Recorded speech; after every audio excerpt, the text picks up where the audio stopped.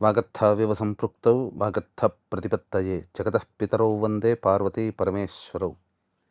ఆదిత్యాయ చ సోమాయ మంగళాయ బుధాయ చ గురుశుక్రశనిభ్యశ్చ రాహవే కేతవే నమః.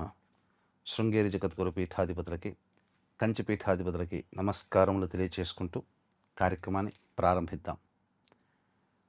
మే 1వ తారీఖు నుంచి 15వ తారీఖు వరకు కుంభరాశిలో జన్మించినటువంటి వారికి ఏ విధంగా ఉండబోతుందో తెలుసుకునే ప్రయత్నం చేద్దాం. ధనిష్ట 3-4 పాదాలు, శతభిషం 1, 2, 3, 4 పాదాలు, పూర్వభాద్ర 1, 2, 3 పాదాలలో జన్మించినటువంటి వారు ఈ యొక్క కుంభరాశి వారికి చెందిన వారిగా గుర్తిస్తారు.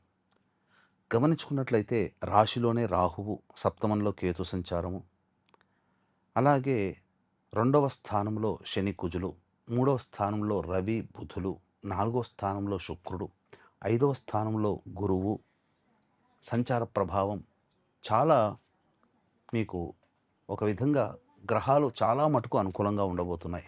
మేజర్ ప్లానెట్స్ ఇందులో కనుక గమనించుకున్నట్లయితే ముందుగా ఉద్యోగస్తులకి చూద్దాం. ఉద్యోగం చేసేటువంటి వ్యక్తులు వేరే సంస్థల్లో మారాలి అనుకుంటే ఇది అనుకూలమైన సమయం. 15వ తారీఖు లోపల ప్రయత్నం చేయండి, తప్పకుండా మీరు విజయాన్ని సాధిస్తారు. లేదా నిరుద్యోగస్తులకి ఉద్యోగం లభించే అవకాశాలు గోచరమవుతున్నాయి. లేదు ఉన్న ఉద్యోగమే కంఫర్టబుల్గా ఉంది, మంచి పొజిషన్ కోసం చూస్తున్నామంటే ఖచ్చితంగా ప్రయత్నం చేయండి. ఉన్నతాధికారుల యొక్క ప్రశంసలతో మీరు కోరుకున్నటువంటి ఉద్యోగం లభిస్తుంది ఉన్న డిపార్ట్మెంట్లోనే. వృత్తి వ్యాపారాల్లో ప్రోత్సాహం ఉంటుంది. ముఖ్యంగా ప్రభుత్వ రంగముతో లింక్ అయి ఉన్నటువంటి కాంట్రాక్టర్లు, వ్యాపారస్తులు ఎవరైతే ఉంటారో వాళ్ళకి బిల్స్ శాంక్షన్ అవ్వడం ఈ యొక్క 15వ తారీఖు లోపల జరగబోతుంది.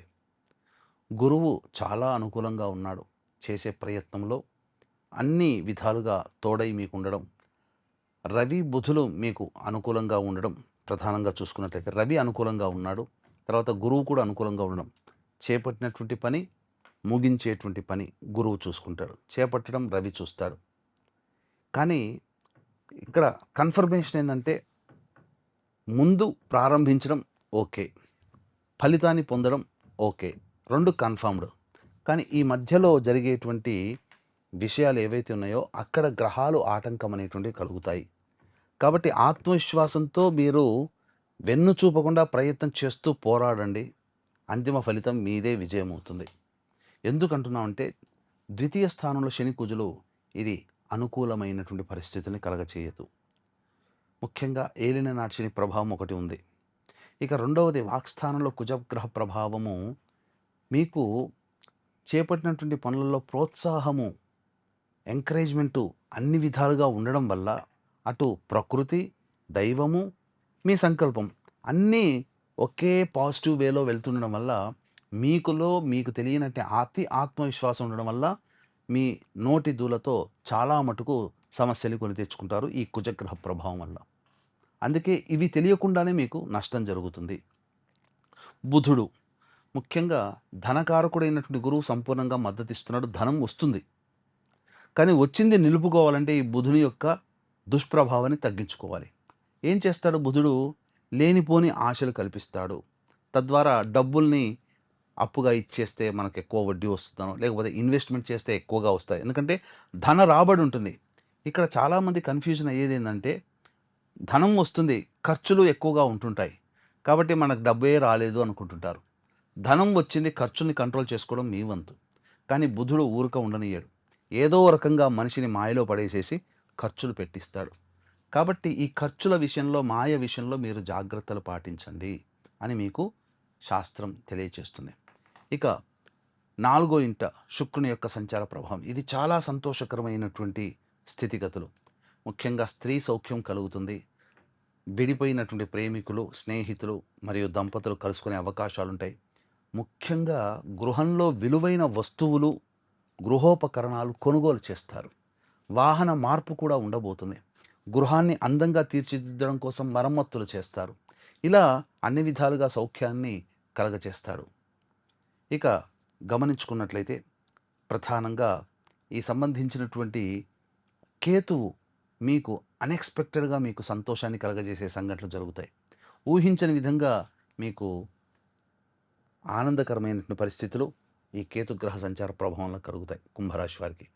ఏతావాత సాధారణంగా అంటే మిశ్రమమైనటువంటి ఫలితాలు ఈ యొక్క కుంభరాశిలో జన్మించినటువంటి వాళ్ళు పొందుతారు. సంతానం కోసం ఎదురు చూసే వ్యక్తులకి చక్కటి సంతాన ప్రాప్తి కలుగుతుంది. వివాహం కాని అబ్బాయిలకి అమ్మాయిలకి మంచి జరుగుతుంది. విద్యార్థులకి మంచి ఉత్తీర్ణత శాతంలో ఈ సంచార ప్రభావం మీకు అనుకూలంగా ఉంటుంది. కోరుకున్న కళాశాలలో మీకు ప్రవేశం లభిస్తుందని చెప్పవచ్చు.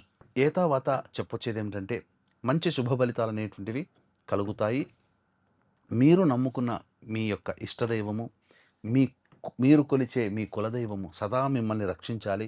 సమస్యలు ఎన్ని ఉన్నా ఆ సమస్యల్ని భరించగలిగే శక్తిని మీకు ప్రసాదించాలని మనస్ఫూర్తిగా కోరుకుంటున్నాను.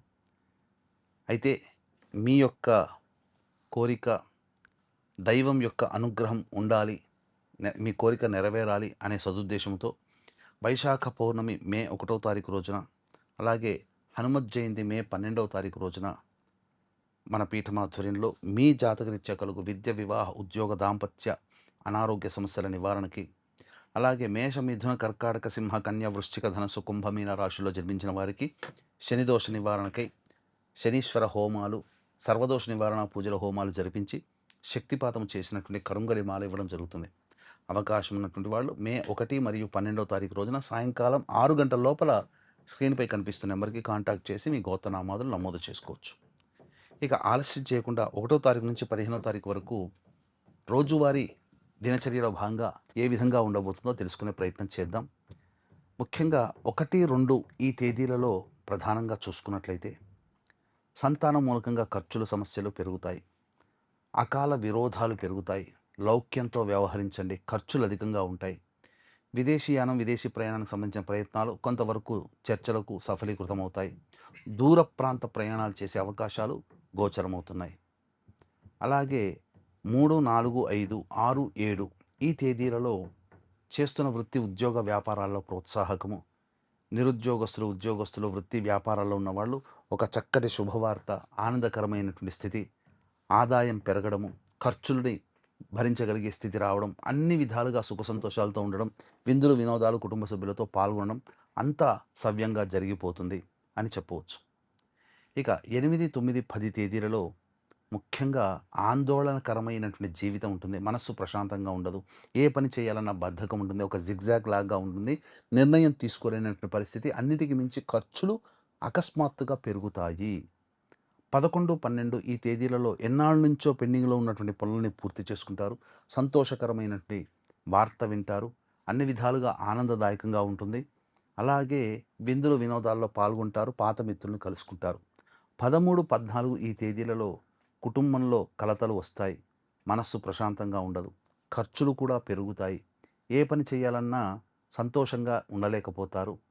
మీ వాగ్వివాదాలు పెరుగుతాయి. కాబట్టి జాగ్రత్తగా ఉండండి. 15వ తారీఖు మాత్రం సమస్యల పరిష్కార దిశగా ప్రయత్నాల్లో మీకు విజయం లభిస్తుంది. రాని బాకీలు వసూలవుతాయి. ధనపరంగా అన్ని విధాలుగా బాగుంటుంది.